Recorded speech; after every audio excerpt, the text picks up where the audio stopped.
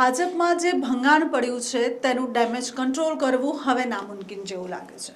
અત્યાર સુધી 37 સીટો અમારી એમ મૂછો પર તાવ દઈને બોલતા ભાજપના લોકો હવે જૂથવાદમાં પડ્યા છે।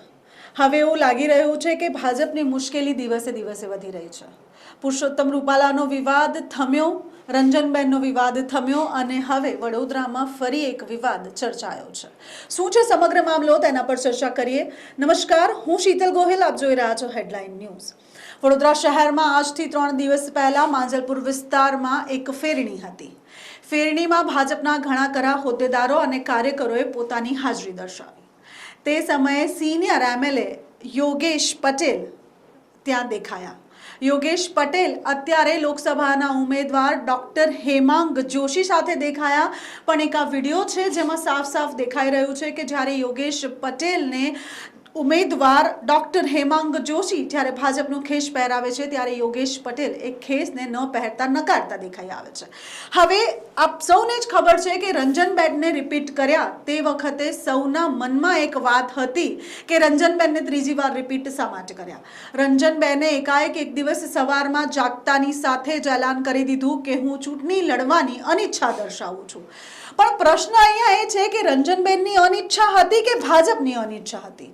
કારણ કે રંજનબેનને જ્યારે રિપીટ કરવામાં આવ્યા તે સમયે વડોદરામાં જૂથવાદ શરૂ થઈ ગયો કે તેની નામદારના રાજીનામાની સાથે સાવલી તરફથી બહુ જ મોટા પ્રમાણમાં રંજનબેન માટે ગુસ્સો દેખાયો। તેના પછી મનીષાબેન વકીલ અને રંજનબેનના ઘરની આસપાસ ઘણા ખરા પોસ્ટરો વિવાદિત જે છે તે લગાડવામાં આવ્યા। ગણતરીના ટાઈમમાં રંજનબેને પદેથી રાજીનામું તો આપી જ દીધું, પણ રંજનબેનની આંખો નમ હતી। સમજવાવાળા સમજી જ ગયા હશે કે રંજનબેનની અનિચ્છા હતી કે ભાજપની અનિચ્છા હતી। તેના પછી રાત્રે એકાએક નામ બહાર પડ્યું કે ડોક્ટર હેમાંગ જોશી જે છે તે હવે લોકસભાના આગલા ઉમેદવાર છે।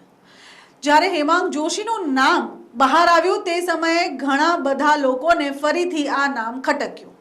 પણ હવે એવું છે કે ભાજપ આમાં કંઈ કરી શકે તેમ નથી। જૂથવાદ વડોદરામાં ખુલ્લેઆમ દેખાઈ જ રહ્યો છે। હેમાંગ જોશીનું નામ જ્યારે બહાર આવ્યું ત્યારે ફરી એકવાર કેતન ઇનામદારના સમર્થકોએ વિરોધ દર્શાવ્યો। તેના પછી વધારે ને વધારે જૂથવાદ ભાજપમાં દેખાયો અને હવે તો સિનિયર એમએલએ યોગેશ પટેલ પણ નાખુશ છે તે સાફ આ વિડીયોમાં દર્શાઈ આવે છે। આ પાછળ જે વિડીયો જોઈ રહ્યા છો તે આજથી 3 દિવસ પહેલાનો છે। આ વિડીયો જે છે તે વડોદરાના માંજલપુર વિસ્તારમાં ફેરણી દરમિયાનનો છે અને આ ફેરણી દરમિયાન સાફ દેખાઈ આવે છે કે ડોક્ટર હેમાંગ જોશી યોગેશ પટેલને ભાજપનો ખેસ પહેરાવે છે અને સાફ યોગેશ પટેલ તેમના હાથેથી ખેસ ધારણ કરતા નથી। એટલે આ સંપૂર્ણપણે એ જ વસ્તુ દેખાઈ આવી છે। જેમ રંજનબેનનો વિરોધ કરવામાં આવ્યો હતો તે જ રીતે હેમાંગ જોશી જે છે તે પણ ભાજપના ફેવરેટ લિસ્ટમાં નથી। પણ ના છૂટકે કોઈ કંઈ કરી શકતું નથી અને કોઈ કંઈ બોલી શકતું નથી, એટલે અત્યારે બધાએ ચૂપ્પી સાધી છે। પણ થોડા જ સમય પછીનો ફરી એક વિડીયો આવે છે તેમાં યોગેશ પટેલ ભાજપના ખેસ સાથે દેખાઈ આવે છે। પણ સ્પષ્ટતા તો એ થઈ જ ગઈ છે કે જે ખેસ પહેર્યો છે એ ડોક્ટર હેમાંગ જોશીના હાથેથી નથી પહેર્યો। હવે ભાજપ આ ડેમેજને કંટ્રોલ કરવા માટે આગળ કયા કયા પેંતરા રચે છે તે જોવાનું રહ્યું।